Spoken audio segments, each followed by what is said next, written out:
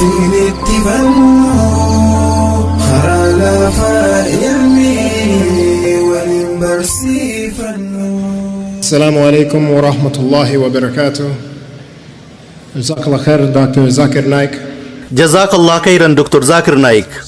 sagantaa gaafii fi deebisaatti seenuun duratti waa'ee kiyyannoo waan isinitti himu qaba. bara 1996tti yuunivarsiitii kaalifoorniyaatti islaamummaa qeebale. wantoota akkaan islaamummaa qeebalu na godhan keessaa tokko haasawa Dr. Zaakiri. osoo duraan barumsa kana dhageeffadhee silaata duraa caalaa hedduun gammada ture. maasha Allah namoonni gariin badhaasa addaa kennamaniiran. atammoo namoota waan san kennaman keessaa tokko. silaa nama bakka inni jirutti faarsuu hin qabu ture. amma gara gaafii fi deebisaatti haa deebinu.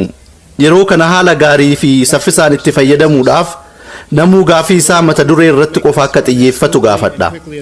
gaafii keessan gabaabsaa, maayikii duubaan seeraan hiriiraa, walitti tuucha'uun hin dhaabbatinaa. warri asitti argamnu hundi obboleewwan namummaati. warri muslima hin ta'in kan asitti argamtan obboleewwan keenya. kanaafuu isiniif dursatu kennama. namoonni keessummeessaa jirtan kanaaf haala mijeessaa. jaratu dursa argatuu qaba. nama muslima hin ta'in waliin muslimoonni dhuftan yoo jiraattan akka hin qaanfanne jajjabeessaa. gaafii haa gaafatan. sababni isaa nama deebisaa haala gaariin deebisuu danda'uuf keessaa qabna. warri muslimaa carraa hedduu qabdan. kanaafuu warra muslima hin ta'iniif bakka gadi dhiisaa. maayikiraafoonota sadiitu jira. tokko duubarraa warra dhiiraatiif, tokkos fuuldura irraa warra dhiiraatiif, tokko ammoo shamarraniif qophaa'eera. kanaafuu gaafii yoo qabaattan maayikiraafoonota kana duubaan dhaqaa hiriiraa.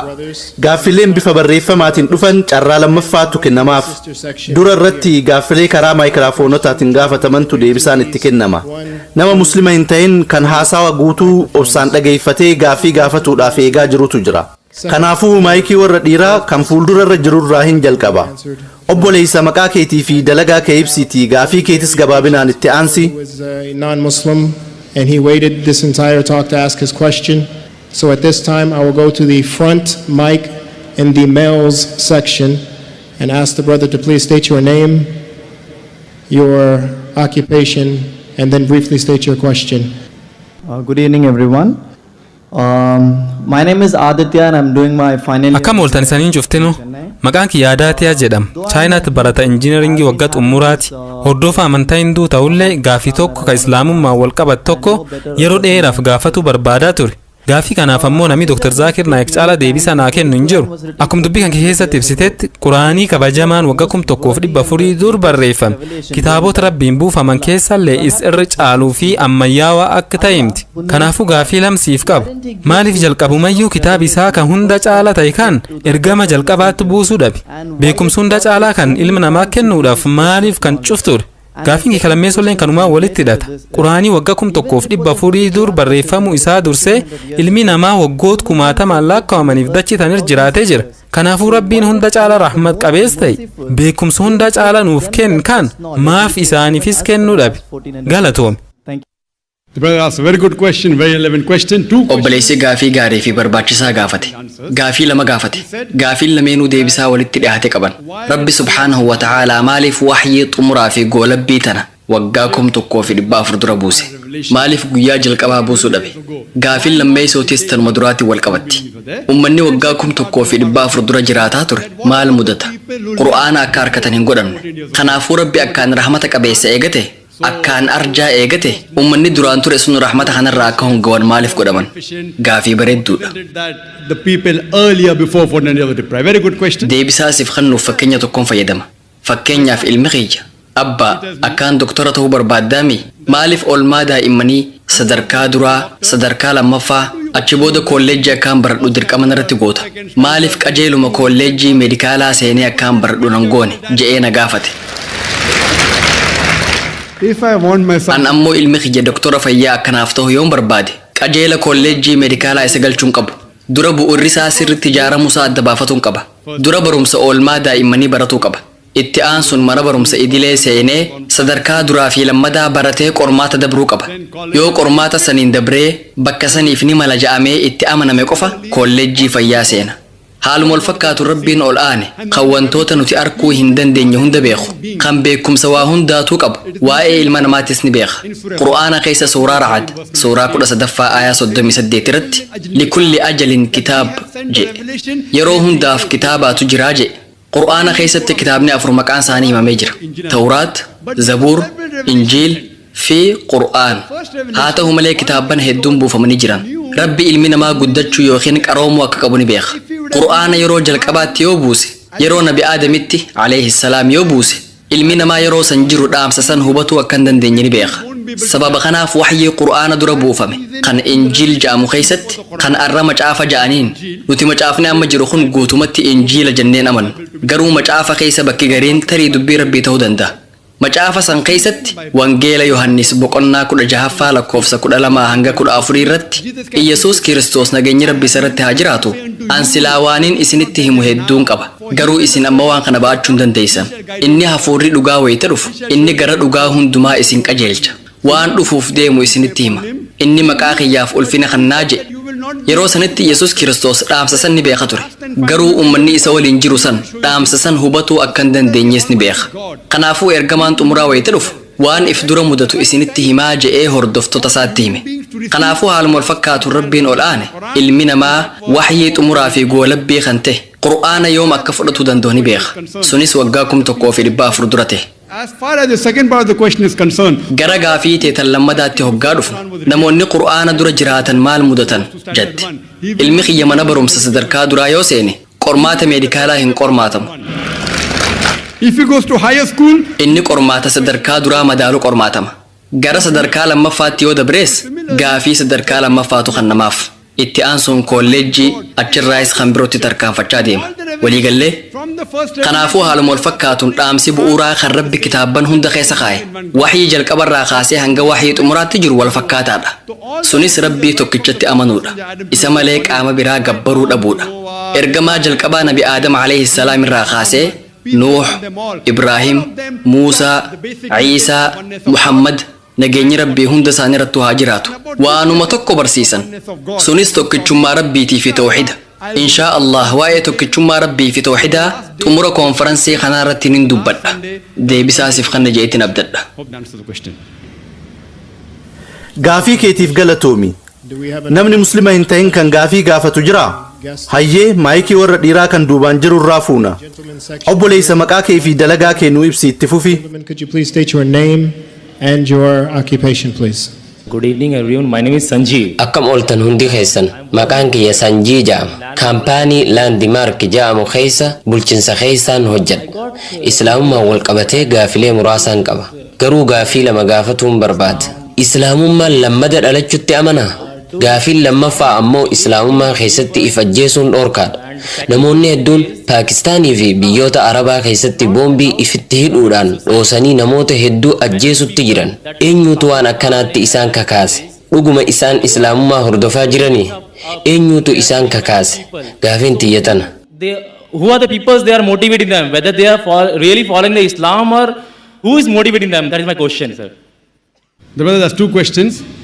The first question, obboleessi gaafii lama gaafate gaafii duraa islaamummaan irra deebi'anii dhalachuutti amanaa je gaafii lammadaa ammoo islaamummaa keessatti if ajjeesuun dhoorkaa eegate paakistaanii fi biyyoota biroo keessatti namoonni boombii ifitti hidhanii dhoosuun namoota hedduumaaf ajjeesanii je gaafii lama gaafate gaafii duraa tan islaamummaan irra deebi'anii dhalachuutti amanaa jettuun wal qabatee deebisaan jiru irra deebi'anii dhalachuu qofa gaafii jettu yoo gaafatte deebisaan eeyyanta wanni nuti itti amannu ilmi namaa yeroo takka qofa dachii tanarra jiraata qur'aanni lubbuu isiniif kanninee gara dachii tanaa isin finne itti aansee isin ajjeefna san booda addunyaatti aanutti irra deebinee isin kaasna ja'a kun ammoo qajeelatti waan veedaa keessatti ibsame rigveedaa kitaaba 10ffaa yoo dubbiste waa'ee punarjanam dubbata punar jechuun kan itti aanu jechuudha janam jechuun ammoo jireenya kanaafuu veedaan waa'ee punarjanam yookiin jireenya itti aanu dubbata garuu akka carraa tahee warri hinduu hedduun hiikaa punarjanam kana akka faallaatti hubatan punar jechuun kan itti aanu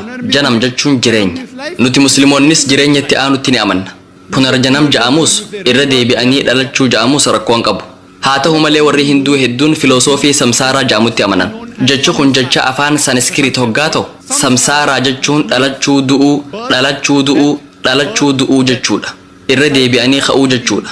Marsaa dhalachuu du'uu jechuudha.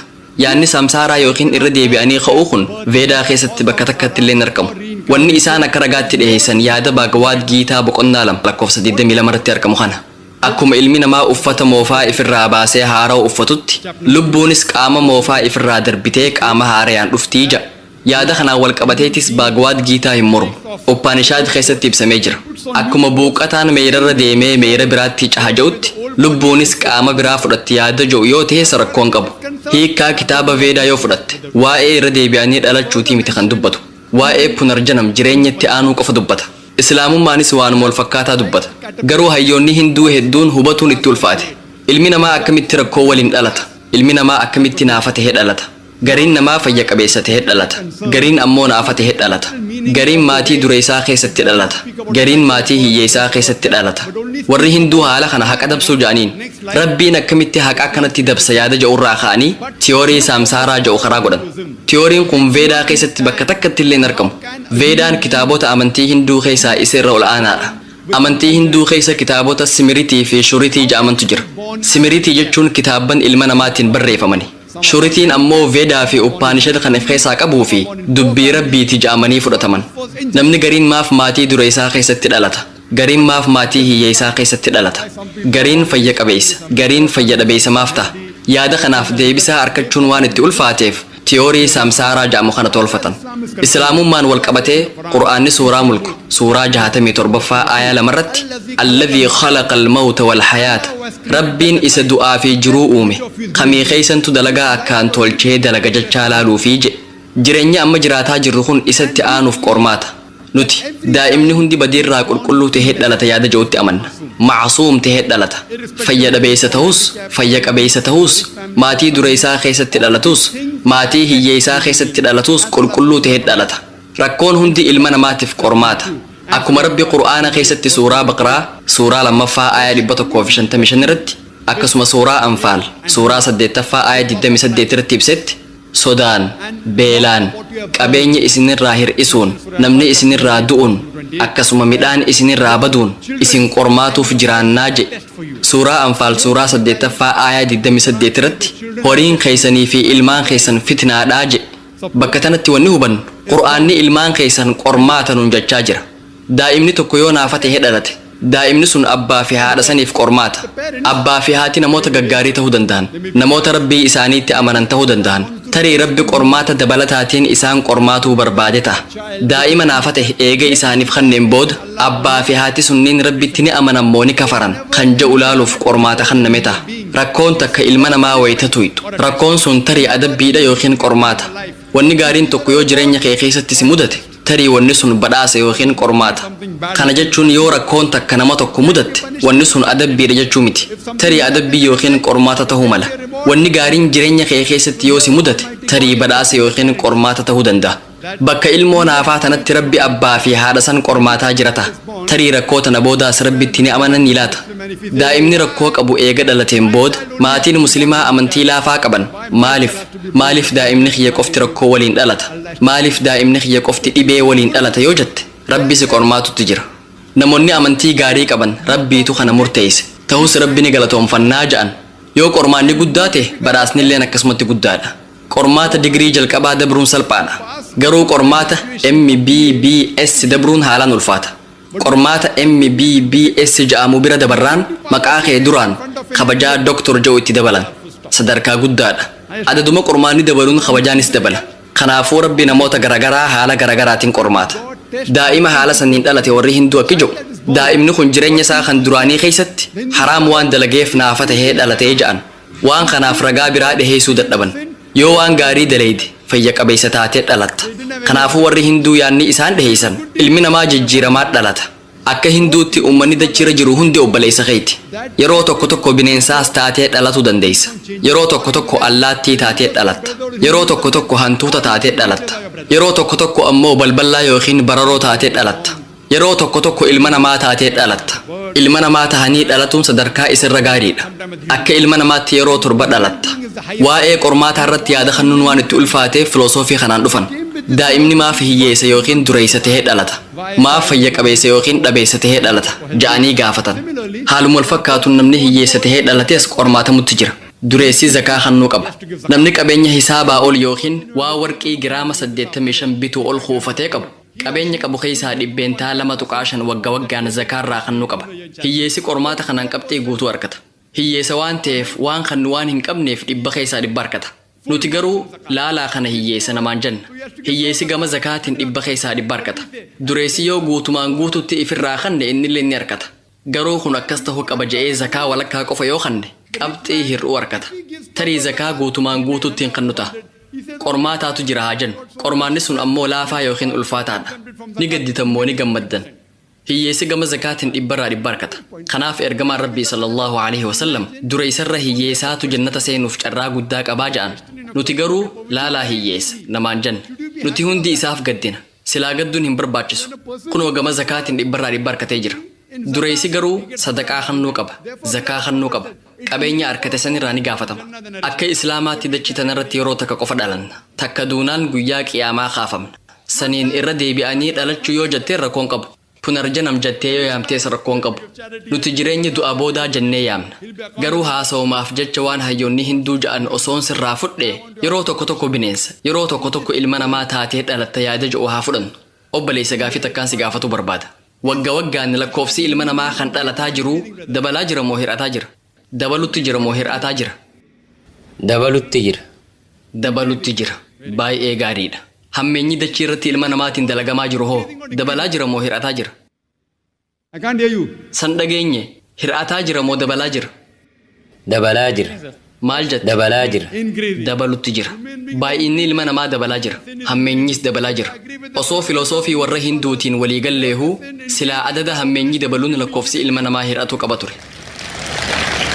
So therefore, I believe in kanaafuu an kitaabban hinduu warra sadarkaa gurguddaa qaban san fudhatuun filadha wayita chinaayitti konferansii jalqabaa qopheessinee haasawa taasisetti bara 2004tti waa'ee walfakkeenya islaamaa fi hinduuzimii irraa dubbadheetiin ture veedaa keessa waa'een tokkichummaa rabbi akka jiru sanama gabbaruun dhoorkaa akka ta'e haasawa godheetiin ture kanaafuu waan kitaabban keessatti walfakkaataa ta'e ni hordofna marsaan irra deebi'anii dhalachuu yookiin samsaaraa veedaa keessatti hin argamu filosoofii hayyoonni hinduu waa'ee namoota rakkoo waliin dhalataniif qopheessani kanaaf ammoo deebisaan islaamaa maal akka ta'e sitti himi kunoo because they could not justify why human beings are born poor or healthy.